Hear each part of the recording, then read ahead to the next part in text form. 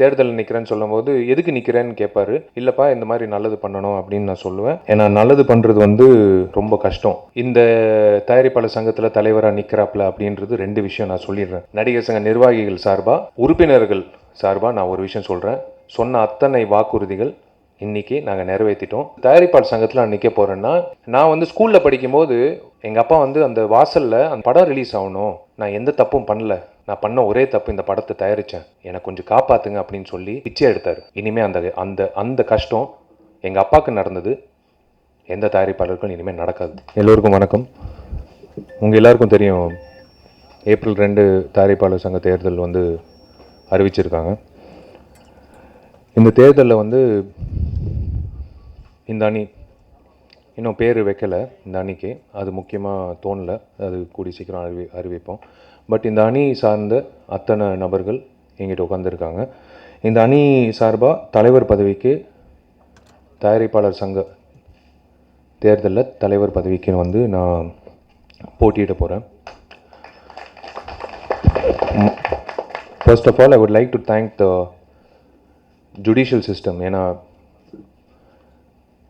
நிறைய சர்ச்சைகள், நிறைய தடைகள், நிறைய விஷயங்கள், விஷால் நிற்கக்கூடாது, விஷால் வந்து இங்கிட்டு ஒரு சங்கத்தில் வந்து ஒரு பொதுச் செயலாளராக இருக்காப்புல, இந்த சங்கத்துக்கு வரக்கூடாது அப்படின்னு அனைத்து சர்ச்சைகள் தாண்டி பைலா படி கோர்ட்டு கொடுத்த தீர்ப்பு நான் வணங்குறேன். ரொம்ப ரொம்ப நன்றி. ஏன்னா நல்லது பண்ணுறது வந்து ரொம்ப கஷ்டம். இந்த நல்லதுன்றது ஒரு சாதாரண விஷயம் இல்லை.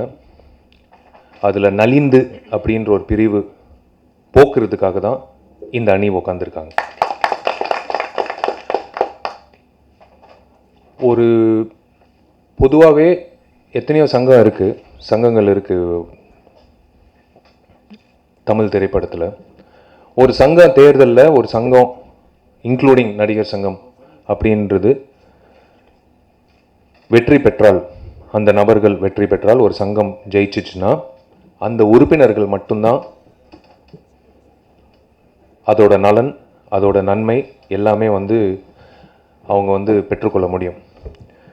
ஒரு சங்கம் நல்லபடியாக செயல்பட்டுச்சுன்னா அந்த உறுப்பினர்களுக்கு மட்டும்தான் போய் சேரும். ஆனால் தயாரிப்பாளர் சங்கம் நல்லா இருந்துச்சுன்னா இண்டஸ்ட்ரியே நல்லாயிருக்கும்.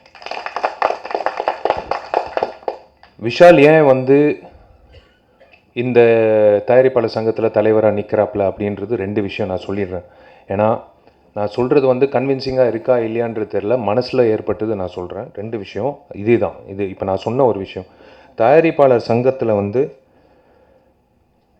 10 வருஷமாக நடக்காத விஷயங்கள், குரல் கொடுத்துருக்காங்க, ஒவ்வொருத்தரும் எங்கிட்ட இருக்கிற அத்தனை பேரும் குரல் கொடுத்துருக்காங்க, கேட்டிருக்காங்க, நடக்கலை. 10 வருஷமாக நடக்காதது வந்து நடத்தி காட்டணுன்ற ஒரே அடிப்படையில் தான் இந்த அணி சார்பாக நான் நிற்கிறேன். இதுக்கு பேர் தலைவர், அவ்வளோதான். இந்த தலைவர்ன்ற பதவி வந்து நான் கையெழுத்து போடும்போது தான் எனக்கு ஞாபகம் வரும், தவிர மற்றபடி எனக்கு ஞாபகம் வராது. ஏன்னா தயாரிப்பாளர்களுக்கு நல்லது பண்ணுன்ற அடிப்படையில் தான் நான் வந்திருக்கேன். தயாரிப்பாளர் சங்கம் நல்லா இருந்தால் இந்த இண்டஸ்ட்ரி நல்லா இருக்கும், இந்த இண்டஸ்ட்ரி நல்லா இருந்தால் பல குடும்பங்கள் நல்லா இருக்கும். ஒன்று. ரெண்டாவது, எங்கள் அப்பா வந்து, நான் இந்த விஷயம் சொன்னேன், ஒவ்வொரு வாட்டியும் வந்து படம் ரிலீஸு, படம் வந்து வெள்ளிக்கிழமை ரிலீஸு, வாங்க ஃபஸ்ட் காப்பி பாருங்கள் அப்படின்னு சொல்லி போக, கடந்த காலத்தில் வந்து அப்பா நான் எலெக்ஷனில் நிற்கிறேன், நான் வந்து தேர்தலில் நிற்கிறேன்னு சொல்லும்போது எதுக்கு நிற்கிறேன்னு கேட்பாரு. இல்லைப்பா இந்த மாதிரி நல்லது பண்ணணும் அப்படின்னு நான் சொல்லுவேன். நடிகர் சங்கத்தில் வந்து என்ன பண்ண போகிறேன்னா, இல்லைப்பா இந்த மாதிரி வந்து ஒரு கட்டடம் இருந்தது, அந்த கட்டடம் வந்து இடிஞ்சு போச்சு, அந்த இடம் வந்து அடமானம் வச்சுட்டாங்க, அந்த இடத்த வந்து மீட்டுறதுக்கு நாங்கள்லாம் பசங்கள்லாம் கிளம்புறோம், வாழ்த்துக்கள், உங்களோட வாழ்த்து வேணும்னு சொன்னேன். அவர் உடனே வந்து இதெல்லாம் இது வந்து கண்டிப்பாக நீங்கள் எல்லோரும் வந்து குரல் கொடுத்தீங்கன்னா, கண்டிப்பாக குரல் மட்டும் இல்லை, நீங்கள் வந்து சொல்கிறது மட்டும் செஞ்சிங்கன்னா நல்லது அப்படின்னு. நடிகர் சங்க பொதுச் செயலாளராக இன்றைக்கி நான் வந்து நடிகர் சங்க நிர்வாகிகள் சார்பாக, நடிகர் சங்கம் உறுப்பினர்கள் சார்பாக நான் ஒரு விஷயம் சொல்கிறேன்.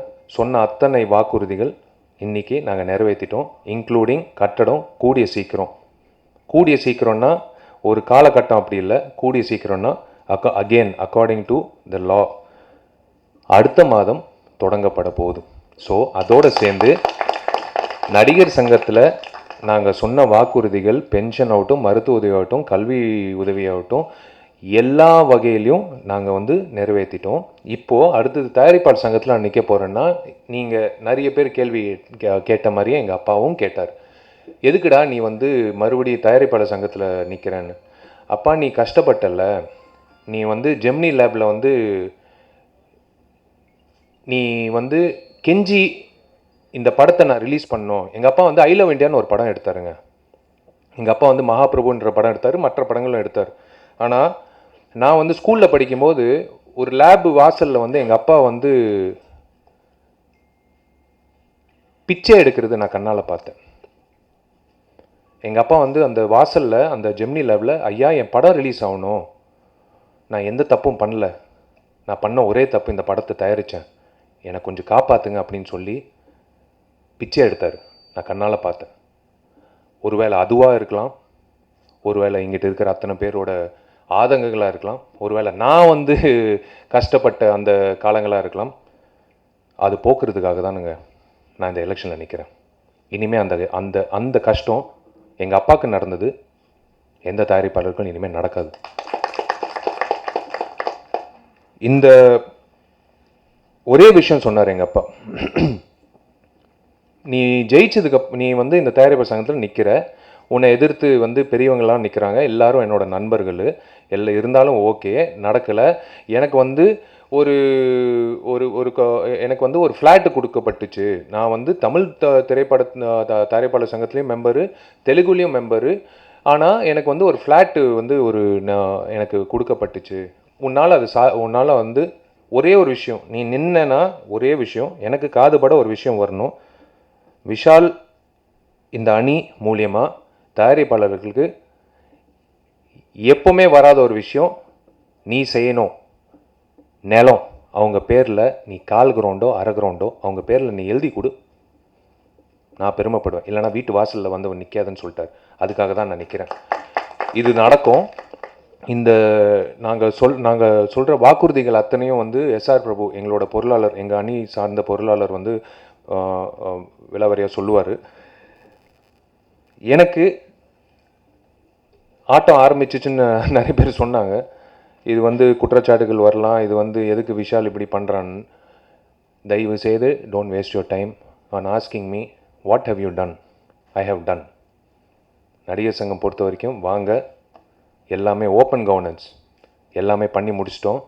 பில்டிங் வந்து கட்டி முடித்த உடனே எத்தனை உறுப்பினர்கள் வந்து சந்தோஷப்படுவாங்கன்னு நீங்கள் வேடிக்கை பாருங்கள். இது நடக்க போகுது.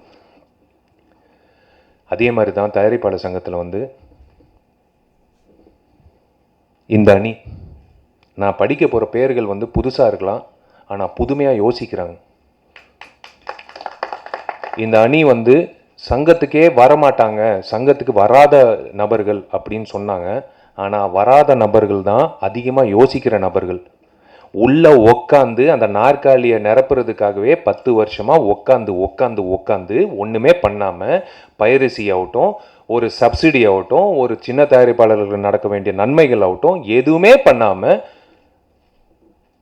இது குற்றச்சாட்டு அல்ல, நான் வந்து ஆதாரத்தோடு தான் என்றைக்குமே நான் பேசுவேன், எதுவுமே நல்லது நடக்கலை. அதனால் வெளியிலேருந்து நாங்கள் குரல் கொடுத்து பதில் வராமல் என்ன பண்ணலாம் அப்படின்னு எல்லாரும் யோசிக்கும்போது நாங்கள் முடிவு பண்ண ஒரே விஷயம், உள்ளே போய் உட்காரலாம், உள்ளே போய் உட்காந்து நல்லது பண்ணலாம், சுத்தம் படுத்தலாம். Yes, we are here to clear corruption, we are here to clean the entire system, and we are here to do good for producer council and producers.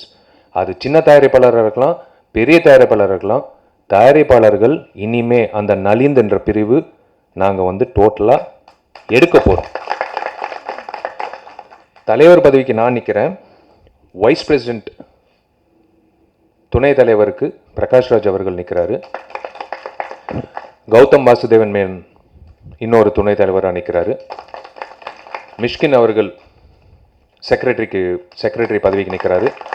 Gnanavel ராஜா வந்து செக்ரட்டரிக்கு நிற்கிறாரு. எஸ்ஆர் பிரபு பொருளாளர். இந்த இசி மெம்பர்ஸ் எல்லாமே வந்து நான் படிச்சிடுறேன். இதுதான் எங்களோட டீமு. ஆர்யா, மிட்டாய் அன்பு, கமலாக்கண்ணன், மணிமாறன், எஸ்எஸ் குமரன், ஜெம்னி ராகவா, இந்த நபர், நான் படிக்க போகிற நபர் வந்து உண்மையிலேயே வந்து அவர் கையில் அவர் படம் இருந்ததுன்னா இன்றைக்கி வந்து ஒரு 3 வீடு வாங்கியிருப்பார் வல்சர்வாக்கத்தில். ஆனால் ரொம்ப கஷ்டத்தில் இருக்கார். வின்னர் ராமச்சந்திரன்,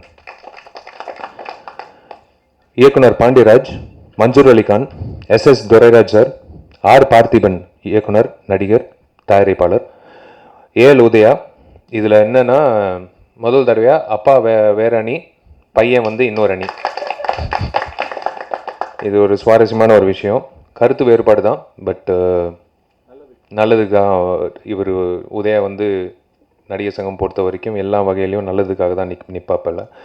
முருகராஜ், தங்கராஜ், சுந்தரா டிராவல்ஸ் தயாரிப்பாளர் SV Thangaraj, Kabar sir, Sundar C, Abinesh Ilangovan, Praveenkanth இயக்குனர் பிரவீன்காந்த், தயாரிப்பாளர் Praveenkanth, RK Suresh and RV Udhayakumar.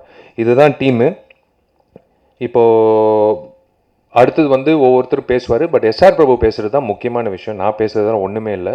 ஏன்னா S R Prabhu has created a manifesto in such a way that this producer council will flourish for the next 2 years. ஆனால் ஒரு விஷயம் நான் சொல்லிக்கிறேன், இவங்க அத்தனை பேரோட ராஜினாமா கடிதம் வந்து கையெழுத்து போட்டு கொடுத்துட்டாங்க. ஏப்ரல் 2 தேர்தல்னா ஏப்ரல் 3 பதவியேற்பு விழா, ஏப்ரல் 2ஆம் தேதி 2018 இவங்க எல்லாம் கையெழுத்து போட்டு கொடுத்துட்டாங்க. நாங்கள் சொன்ன வாக்குறுதிகள் நிறைவேற்றலைன்னா நாங்களே வந்து நாங்கள்ல ராஜினாமா கடிதம் கொடுத்துட்டு நாங்கள் பாட்டு எங்கள் வேலையை பார்ப்போம். நிறைவேற்றுறதுக்காக தான் வந்திருக்கோம். 1 வருஷம் தான் டேர்ம், 2 வருஷம். ஆனால் 1 வருஷம், 2வது வருஷம் போனஸ் வருஷம். ஸோ ஒரு வருஷத்துக்குள்ள எல்லாம் நாங்கள் சொல்கிற அத்தனை விஷயங்களும் நாங்கள் நிறைவேற்ற போகிறோம்.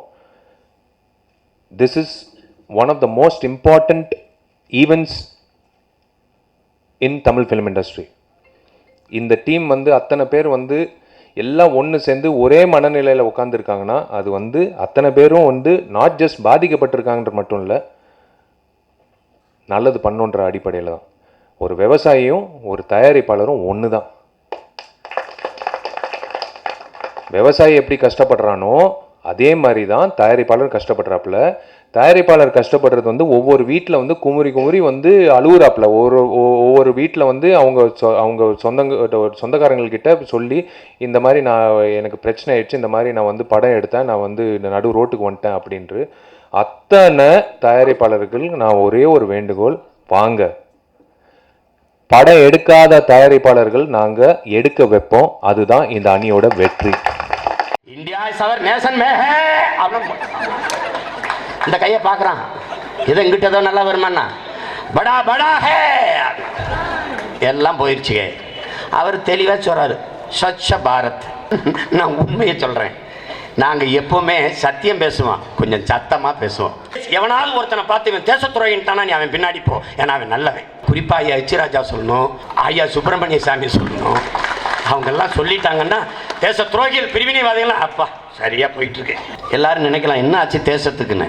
தேசம் இல்லை, அதை காணாங்கிறதான் பிரச்சனை. இப்போ இந்தியா என்கிற ஒரு நாடு நீங்கள் நம்புறீங்களோ இல்லையோ விற்பனைக்கு வந்துட்டது. மன்மோகன் சிங்கே சொல்கிறாரு, என்னை விட மோடி நல்ல வியாபாரியாக இருக்கிறாரு. யார் சொல்கிறா? ஒரு பெண்ணு விமானம் ஓட்டுறா, ஒரு பெண்ணு பேருந்தில் வேலைக்கு போகிறா, ஒருத்தி கட்டின புருஷனையும் பெத்த பிள்ளையும் காப்பாற்ற முடியாமல் விவசாயம் செய்கிறா. இதில் எந்த இந்தியாவுக்கு பிரதமர் நம்மன்னு நீ யோசிக்கணும். இந்தியா சவர் நேசன் மே ஹே இந்த கையை பார்க்குறான், இதை இங்கிட்ட ஏதோ நல்லா வருமானா படா படா ஹே எல்லாம் போயிடுச்சு. அவர் தெளிவாக சொல்கிறாரு, ஸ்வச்ச பாரத்.